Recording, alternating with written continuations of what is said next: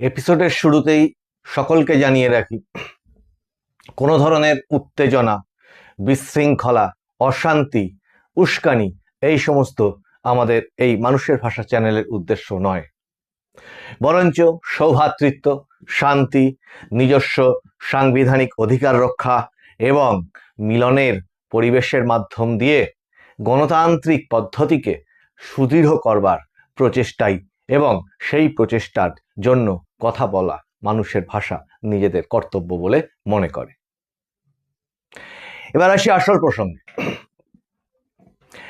রাজ্যে সেই মহেন্দ্রক্ষণ 28 তারিখ ফাইনাল ভোটার লিস্ট SIR এর পর প্রকাশ হতে চলেছে, তার থেকে আমরা মাত্র কয়েক ঘন্টা দূরে আছি। আর খানিকক্ষণ পর থেকেই কাউন্টডাউন শুরু হয়ে যাবে এবং তার সাথে একই সঙ্গে যেটা খবর, হাইকোর্টে আজও একটি বড় বৈঠক হয়েছে। ইলেকশন কমিশনের CEO, রাজ্যের চিফ সেক্রেটারি এবং আরো নানান আধিকারিকদের সঙ্গে সঙ্গে রাজ্যে কেন্দ্রীয় বাহিনী ওই 28 তারিখ শনিবারই রাজ্যে ডিপ্লয় হবে বলে শোনা যাচ্ছে এবং সেটি পূর্ব মেদিনীপুর, কলকাতা সহ আরো 2-1টি জেলাতে মোতায়েন হবে বলে শোনা যাচ্ছে। কিন্তু এই প্রসঙ্গেই আজকের এপিসোডের থাম্বনেলে আপনারা যেটা দেখেছেন, যে শব্দবন্ধ স্কর্চড সয়েল, বা সেটাকে আরেকভাবে বলা হয় স্কর্চড আর্থ নীতি বা পলিসি, বা সেটাকে বাংলায় বলা হয় পোড়া মাটি নীতি। এটার সাথে SIR পরবর্তী অংশের কি কি সাবধানতা আমাদের নেওয়া উচিত সেটা কেন্দ্রীয় সরকার, জুডিশিয়ারি থেকে শুরু করে প্রশাসন সকলের কাছে আবেদন মানুষের ভাষার পক্ষ থেকে, যেন সমাজ শান্তিপূর্ণ থাকে, মানে সুস্থিত থাকে, সকলের মধ্যে মিলমিশ এবং ঐক্যের পরিবেশ যেন বজায় থাকে, কোনো রকম অশান্তি যেন কারোর পক্ষ থেকেই, কোনো মানুষের পক্ষ থেকেই না হয়, এই আবেদন মানুষের ভাষার পক্ষ থেকে আমরা জানাচ্ছি। এখন পোড়ামাটি নীতিটা কি? পোড়ামাটি নীতি যেটুকু আমরা ইতিহাসের পাতায় পাই, সেটাকে যদি খুব সংক্ষেপে এই সংক্ষিপ্ত এপিসোডের মধ্যে বলতে হয়, সেটা ইতিহাসবিদরা তো অনেক কিছুই জানেন, সে ব্যাপারে অনেক রিসার্চও আছে, কিন্তু রণনীতির ক্ষেত্রে এই স্কর্চড সয়েল বা পোড়ামাটি নীতি দুবার প্রয়োগ হয়। প্রথমবার প্রয়োগ হয় রাশিয়াতে এবং দ্বিতীয়বার প্রয়োগ হয় বাংলাদেশে বা তৎকালীন পূর্ব পাকিস্তানে। কারা কারা প্রয়োগ করে? রাশিয়াতে 1812 খ্রিস্টাব্দে নেপোলিয়ন যখন রাশিয়া আক্রমণ করে দখল করবার জন্য, তখন রাশিয়ার সেনাবাহিনী, বা আরো বলা ভালো রাশিয়ার যিনি সেনাপতি প্রধান, সেনাপ্রধান কুটজাভ, তিনি বা তার সেনাবাহিনী এই পোড়ামাটি নীতি প্রথম প্রয়োগ করেন। তৎপরবর্তীতে ভারতীয় সেনাবাহিনীর আক্রমণে পর্যুদস্ত পাকিস্তান, এই পূর্ব পাকিস্তান বা এই মুহূর্তে অধুনা বাংলাদেশে 1971 সালে এই একই পোড়ামাটি নীতি বা স্কর্চড সয়েল পলিসিকে প্রয়োগ করে। কিভাবে করে? পোড়ামাটি নীতিটা হচ্ছে এই, যখন নেপোলিয়ন রাশিয়া আক্রমণ করে এবং রাশিয়ান সেনাবাহিনী যখন অনেকটাই কোণঠাসা, প্রায় কিচ্ছু করার নেই, এরকম একটা পরাজয় হওয়ার মতো অবস্থা, তখন তারা এই পোড়ামাটি নীতি প্রয়োগ করেছিল। মানে পোড়ামাটি নীতিটা হচ্ছে এরকম যে যখন পালাচ্ছে সেনাবাহিনী, তাদের নিজেদের এলাকা থেকে পিছু হটছে, তখন তাদের নিজেদের এলাকার খাদ্যশস্য থেকে শুরু করে সম্পদ, সরকারি যা যা কিছু উপকরণ আছে, ঘর বাড়ি, শস্য, যা কিছু আছে সব কিছু ধ্বংস করে তারা পিছু হটছে। ফলত যেটা হয়েছিল, এরকম এইভাবে যখন সম্পদ ধ্বংস করতে করতে রাশিয়ান সেনাবাহিনী পিছু হটছিল এবং নেপোলিয়নের নেতৃত্বে জার্মান সেনাবাহিনী যখন আরো ভিতরে ঢুকছিল, তাদের সেই বিপুল সেনাবহর প্রথমত যোগাযোগহীনতা, খাদ্যহীনতা, প্রচন্ড ঠান্ডা, এই সমস্ত ভুগতে শুরু করে। এমনকি এই পোড়ামাটি নীতি যখন নেপোলিয়ন মস্কো শহরের মধ্যে ঢুকে পড়ে রাশিয়ায়, তখন রাশিয়া কি করে, পুরো মস্কো শহরকে খালি করে দেয় এবং সেখানকার বিভিন্ন রকম যোগাযোগ ব্যবস্থা, পানীয় থেকে শুরু করে যা যা কিছু খাদ্য উপকরণ ইত্যাদিকে সব কিছুকে ধ্বংস করে দিয়ে মস্কো ছেড়ে চলে যায়। ফলত এই অভিযান, এই চতুর্দিকের ধ্বংসের মধ্যে নেপোলিয়ন বাহিনী দখল আর করবে কি?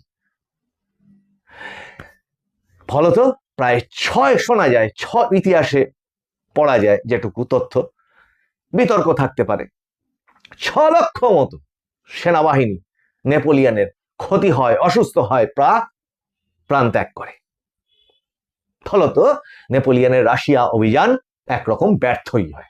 ঠিক একই রকম ঘটনা ঘটেছিল মুক্তিযুদ্ধের সময়, বাংলাদেশের মুক্তিযুদ্ধের সময় 1971 সালে 25শে মার্চ তৎকালীন পাকিস্তান প্রধান যিনি ইয়াহিয়া খান, তিনি অপারেশন সার্চলাইট প্রয়োগ করেন 25শে মার্চের রাত্রি থেকে।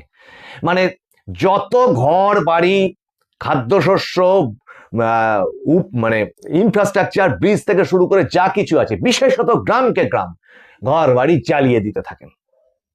তারাও এই পোড়ামাটি নীতি প্রয়োগ করেছিল, কিন্তু সেক্ষেত্রে সেই পোড়ামাটি নীতি ততটা কাজ করেনি, কিন্তু এক চরম অত্যাচারের সাক্ষী থেকেছিল তৎকালীন মুক্তিযোদ্ধা বা মুক্তিযুদ্ধে লিপ্ত বাংলাদেশের মুক্তিযোদ্ধারা।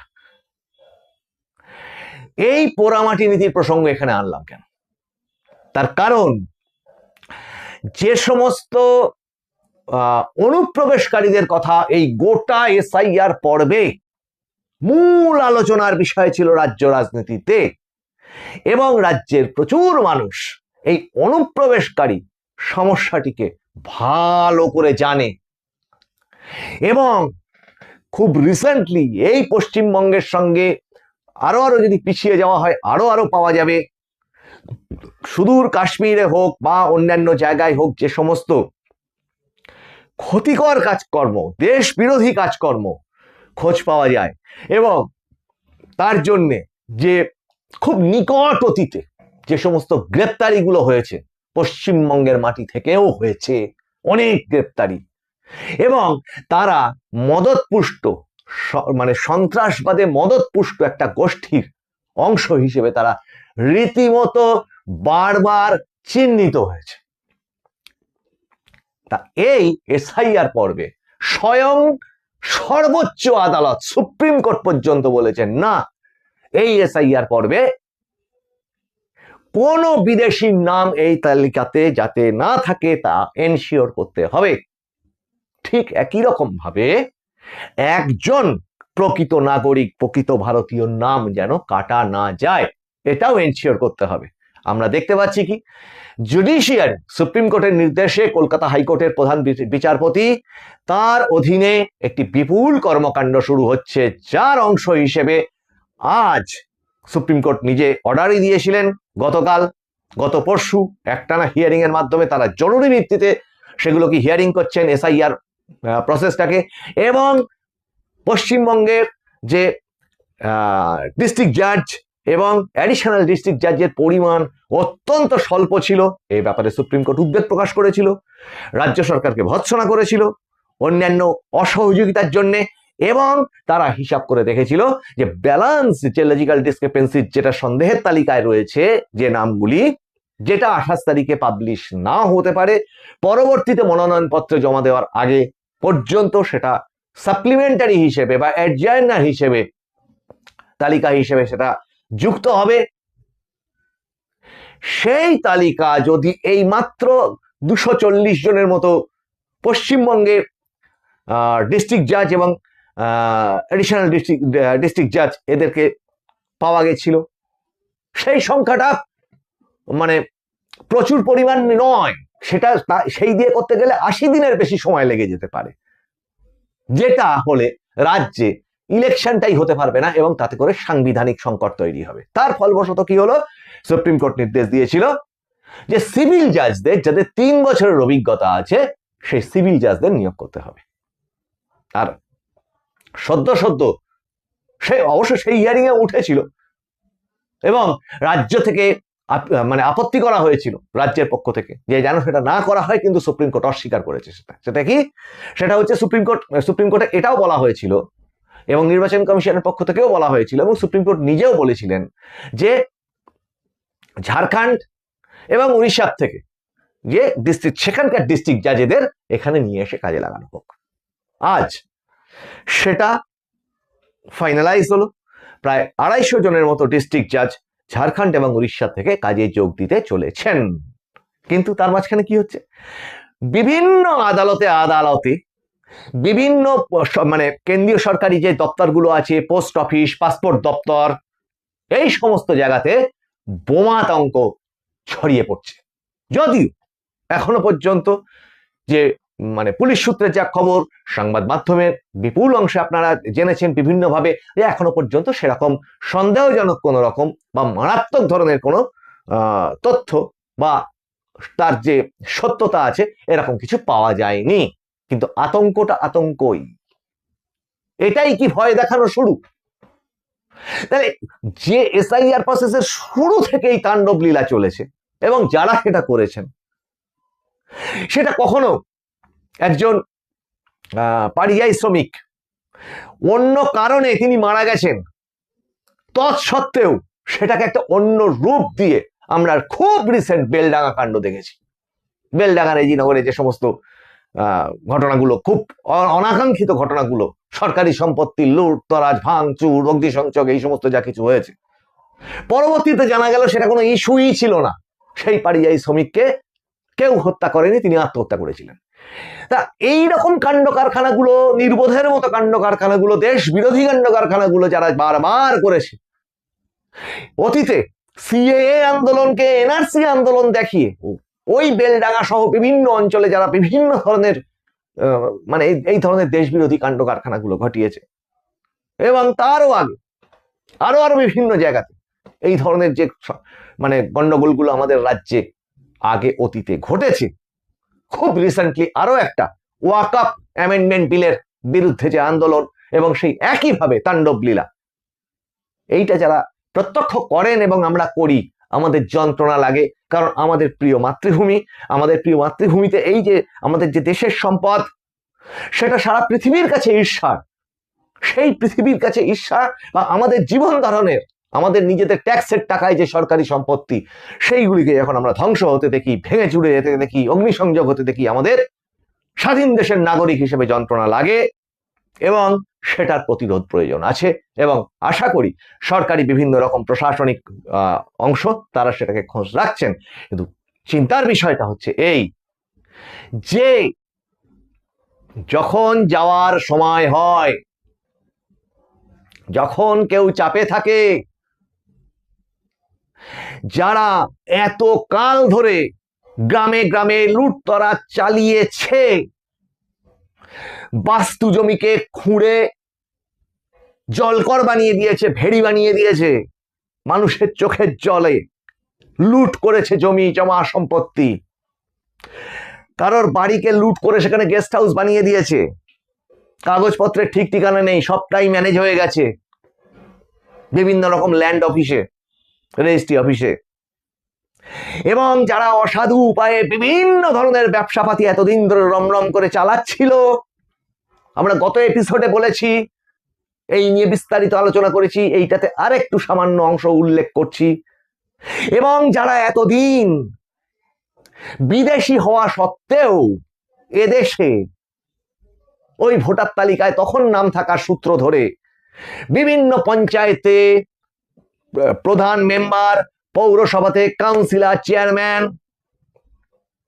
জেলা পরিষদে, পঞ্চায়েত সমিতিতে বিভিন্ন পদে আসীন হয়ে আছেন, ভোট লুট করে এগুলো হয়েছেন। ওনারা ভোটে যেতেননি, কিন্তু ভোট মানুষকে দিতেই দেননি। এরা অর্থ এবং অস্ত্রের জোরে তাহলে তাদের এবার যখন যাওয়ার সময় হলো, অর্থাৎ ফাইনাল লিস্ট এসআইআর এর যখন 28 তারিখ বেরোতে চলেছে, এই এই পোড়ামাটি নীতি কিন্তু বহুবার জেনে অথবা অজানাতে বহু রকম মানে রূপে বহু সংগঠন ব্যক্তি রাজনীতির ক্ষেত্রে বিভিন্ন সময় প্রযুক্ত হয়েছে।